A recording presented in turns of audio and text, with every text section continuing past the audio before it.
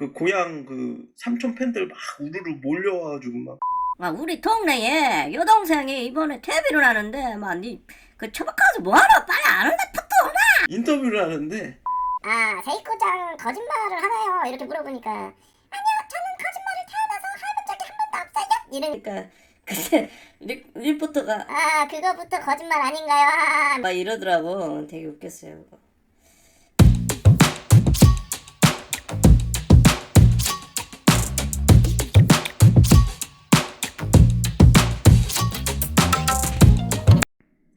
안녕하세요. 세이코 아키나 코리아의 인천곰입니다. 오늘은 그동안 미루고 또 미뤄왔던 썰풀기를 한번 해보려고 하는데요. 첫 번째 시간으로 마츠다 세이코에 대해서 썰을 한번 풀어보려고 합니다. 한국에는 최근 들어서야 마츠다 세이코가 알려지기 시작했는데요.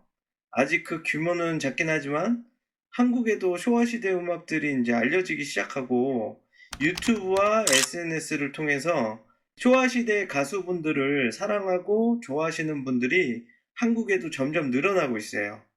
너무 흔한 얘기들은 필터링을 하고 그 외 것들을 썰 위주로 각색해서 한번 이야기를 시작해 보도록 하겠습니다. 첫 번째 시간, 명량소녀 성공기 마츠다 세이코 편. 일본에서는 세이코짱으로 많이 알려져 있죠. 제가 예전에 이제 일본에 놀러 갔을 때 일본 공항 직원분이 뭘 물어보시는데 제가 일본어를 잘 못해가지고 못 알아들었어요. 그래서 핸드폰 켜고 이제 번역기 돌리려고 딱 열었는데 제 배경화면 사진 보시더니 세이코짱 이러시더라고. 그때부터 유튜버 돌아다니면서 세이코짱 영상 볼 때마다가 이제 세이코짱 카와이라고 제가 댓글을 남기고 그랬던 것 같아요. 일본 놀러 가서 이제 돌아다니다가 가끔 마츠다 세이코나 나카모리 아키나 아냐고 이렇게 핸드폰 보여주면서 막 들이대거든요. 근데 주로 나이가 있으신 아주머니나 아저씨 분들은 반가워하시고 젊은 분들은 이제 알긴 아는데 잘은 모른다. 근데 나 케이팝 좋아한다 이러시더라고. 근데 저는 이제 반대로 나는 케이팝은 잘 모른다. 근데 쇼아시대 이모들만 좀 안다. 이러니까 이제 서로 조금 뭐하는 놈이야? 약간 요런 표정을 짓곤 합니다. 한국에서는 성자이모라고 불리고 있습니다. 한자 표기를 읽을 때 이제 송전, 성자 이렇게 읽으니까 특히 이제 한국에서는 친근한 느낌으로 사람 부를 때 이모 이렇게 많이 부르잖아요. 식당에서 맨날 이모 어? 막 이러니까 또 여기서 성자 이게 한국 스타일로 좀 풀자면 옛날 여성 이름 중에 순자, 명자, 해자 요런 자돌림 시리즈가 있잖아요. 약간 이런 느낌이 일본에서는 무슨 코 요게 이제 꽃을 뜻하는 건데 일본 옛날 여성분 이름에도 하나코, 나나코, 뭐 노리코 이런 코 시리즈가 있다고 그러더라고요. 그래서 같은 맥락인 것 같아요. 본명이 카마치 노리코입니다. 성자이모가 데뷔 초에 짧은 단역으로 나온 적이 있대요. 근데 거기서 맡은 그 배역 이름이 마츠다 세이코였는데 성자이모 본인이 이 이름이 이제 비빅 느낌이 와가지고 이걸로 정해서 쭉 쓰셨다고 하시더라고요. 본인의 카마치 노리코는 사실 굉장히 털털하고 당찬 좀 그런 스타일이래요. 그래서 이거는 이제 데뷔 첫 싱글인 이제 맨발의 계절을 들어보시면 뭐 보컬 톤부터 굉장히 씩씩하고 당찬 아가씨의 어떤 그런 기운이 느껴져요. 그래서 다음 싱글이 이제 푸른 산호초 때부터 지금의 우리가 아는 세이코짱, 밝고 귀여운 이미지, 그다음에 전매 특허인 이제 브리코를 이때 시동을 거는데 이게 어디서 배운 건지 본인이 연구를 한 건지 잘 모르겠어요. 근데 놀랍게도 그 닌겐이 느낄 수 있는 귀여운 포인트를 너무 잘 알아. 아무튼 엄청 귀엽습니다. 마츠다 세이코는 뭐 따지고 보면 사실 부캐인 거죠. 이 한국에서 요새 부캐들이 많잖아요. 그 머시기 그 호빠 그 다나카랑 그 뚱땡이 나선우 뭐 이런 캐릭터도 사실 다 부캐잖아요. 그래서 우리의 성자이모는 사실 부캐였다. 그 유명한 브리코 그게 이제 여자 아이돌의 좀 트레이드 마크잖아요. 여자 아이돌도 막 귀여운 척하고 막 픽픽거리고 이거 이렇게 그런 것들이 사실 원조가 마츠다 세이코다 이렇게 할 수 있겠습니다. 마츠다 세이코는 62년생이세요. 이제 한국에는 배우 최명길 님이 계시고, 할리우드에는 우리 토명이 있고, 나의 우상 메탈리카의 이제 제임스 하필드 형님이 계시는데, 제임스 하필드 형님이 63년생이야. 그러니까 세이코짱보다 한 살 동생이야. 이게 너무 웃기더라고. 맨날 제임스 하필드 형님 막 이러는데 동생이야. 어릴 때 후쿠오카현에 이제 구루메라고 작은 촌에서 사셨대요. 이때 아버지가 엘리트 공무원 출신이시고 집안 자체가 나름 그 뼈대 있고 유서 있는 그런 집안이에요. 우리도 그런 좀 집안 있잖아요. 어디 막 충녕로공파 뭐 멧돼선 막 이렇게 해서 어디 좀 메이커 성주의 후손이고 오빠도 명문대를 이렇게 나오시고 근데 이제 세이코짱은 좀 공부보다는 그 애초에 좀 끼쟁이였나 봐 이때부터. 그래가지고 이제 뭐 공부는 다가 아니니까. 해서 이제 성적이 아주 조금만이 부족해가지고 이제 좋은 대학교보다는 연예인의 꿈을 이제 키웠다고 하더라고요.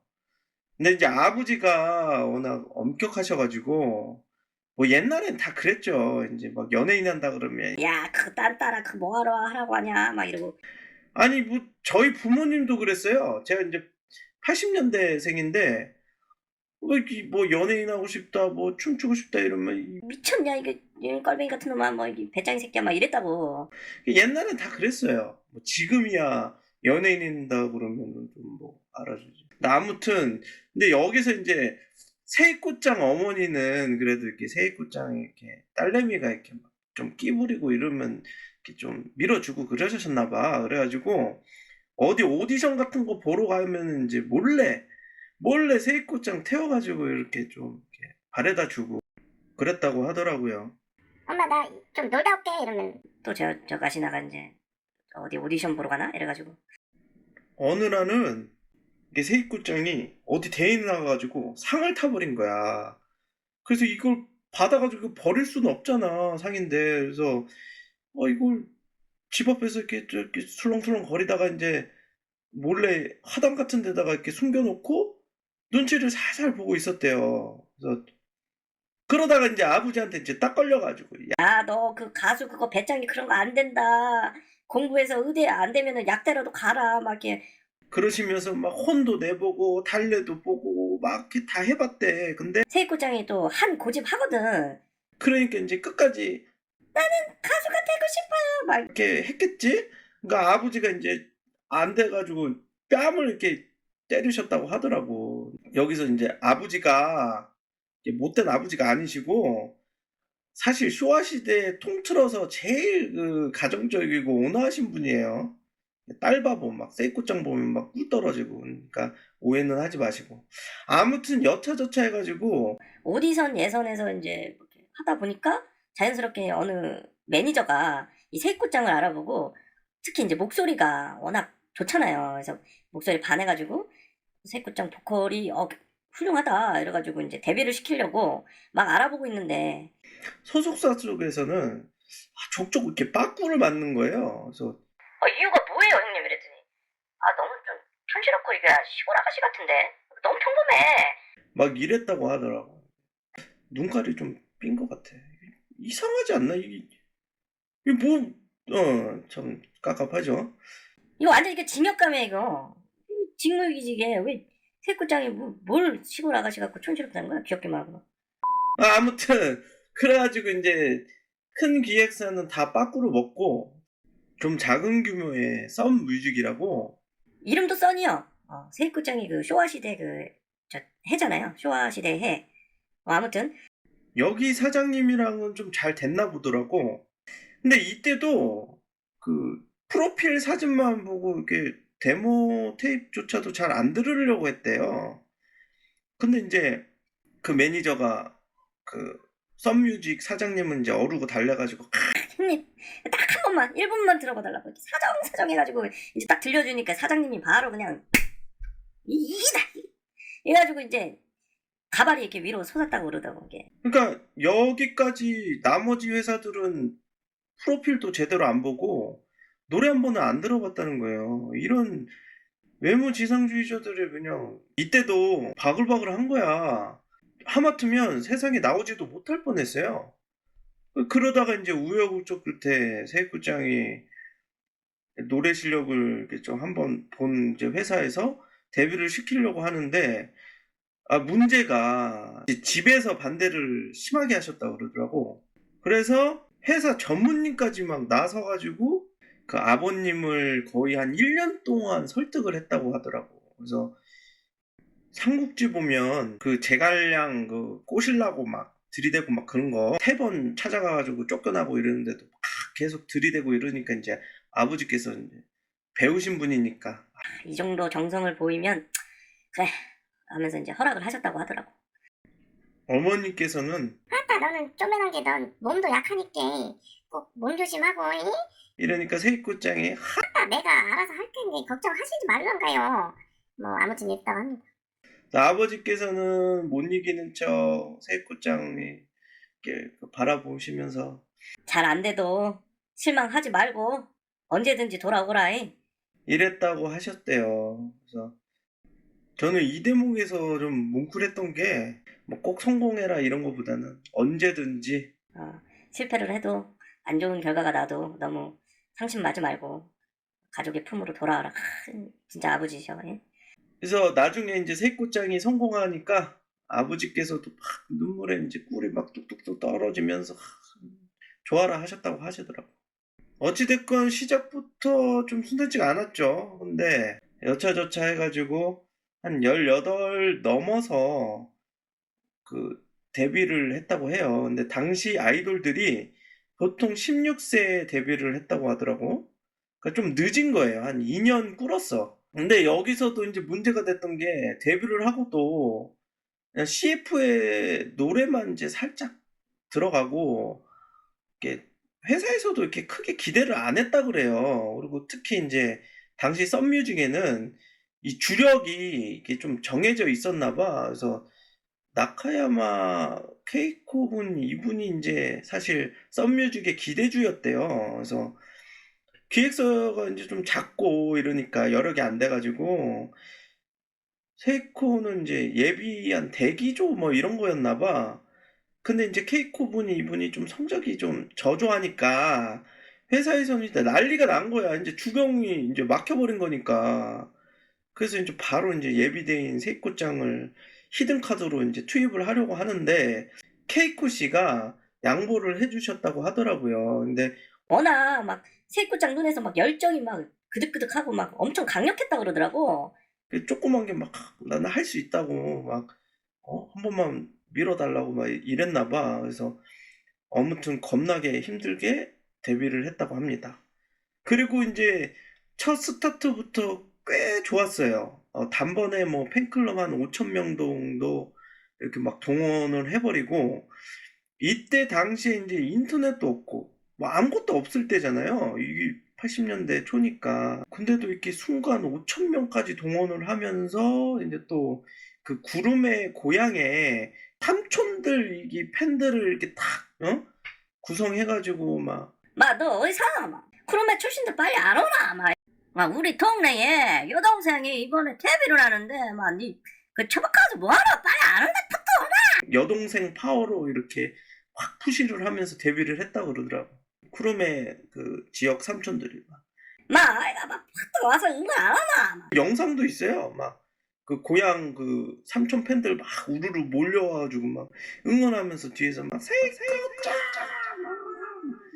막 이러니까 이제 리포터가 그때 이제 인터뷰를 하는데 세이코짱 거짓말을 하나요? 이렇게 물어보니까 아니요 저는 거짓말을 태어나서 해본 적이 한 번도 없어요. 이런 그러니까 그때 리포터가 그거부터 거짓말 아닌가요? 막 이러더라고. 되게 웃겼어요. 아무튼 스타트도 좋았고 특히 이제 제일 중요했던 거는 두 번째 싱글이 이제 아오이 사운고초거든. 근데 요게 아주 대박이 났죠. 완전 대박이 나고 이때 막 부리코에 이제 눈을 뜨면서 막 거의 막 촛필싸기를 그냥 막 써대는 거야. 그러니까 막 사람들이 막 그냥 다 쓸려져 나간 거지. 그래서 결과는 이제 초대박이 나면서 이제 당시 80년대 버블 경제 또 그런 버프를 많이 받고 J-팝의 이제 전성기에 거의 선봉으로서 시작을 울리게 되었습니다. 그래서 여담으로 이제 80년대 한국 TV에도 BGM으로 아오이상 부초가 조금 나왔었대요. 근데 이제 가사가 나오기도 전에 이렇게 뭐 잘랐다 그러더라고. 그때 이제 일본 문화가 이제 개방되는 거에 되게 예민할 때잖아요, 저희 나라는. 뭐 한국에서 일본 개방이 엄청 늦은 게 뭐 정치적인 요소도 물론 있겠지만은 그 제 개인적인 의견인데 만약에 이때 80년대 그 세입국장이 아마 상륙을 했으면 세입국장이 한국 다 점령했을 것 같은데. 그때 당시 이제 80년대 쇼와 시대 음악이 왜 좋을 수밖에 없냐면 이제 80년대가 우리 흔히 하는 명곡들이 막 터질 때잖아요, 여기저기서. 근데 우리가 알고 있는 뭐 80년대 팝송 막 그 제작하고 만들고 프로듀싱하고 뭐 섹션들 연주하고 이런 모든 것들이 그냥 그 사람들이 그대로 일본으로 온 거예요. 일본이 이제 자본력이 뒷받침이 되니까. 마이클상 와가지고 작업 좀 해. 막 이러면. 얼마 줄 건데? 따따블. 바로 오는 거야, 그냥. 그러니까 그때 쇼와시대 음악이 당연히 좋을 수밖에 없고 또 여기다 추가해가지고 일본이 그 장인 정신이 되게 유명하잖아요. 뭘 하나 만들어도 막 남들은 한 10번 깎을 거 한 100번씩 1000번씩 깎잖아. 근데 음악에도 요 일본의 어떤 전면 특화인 장인 정신이 들어가니까 좀 쉽게 말을 하자면 그 코쟁이 형님들은 약간 뭐 필 가는 대로 소울 가는 대로 이렇게 뭐 그루브 타고 이렇게 좀 릴렉스하게 간다고 치면 일본의 이제 나카무라상 같은 경우는 기타 이거 짭짭이 칠 때도 막 그냥 탁탁탁탁 되게 딱 따닥딱딱딱딱 막 이렇게 이렇게 막 친단 말이지.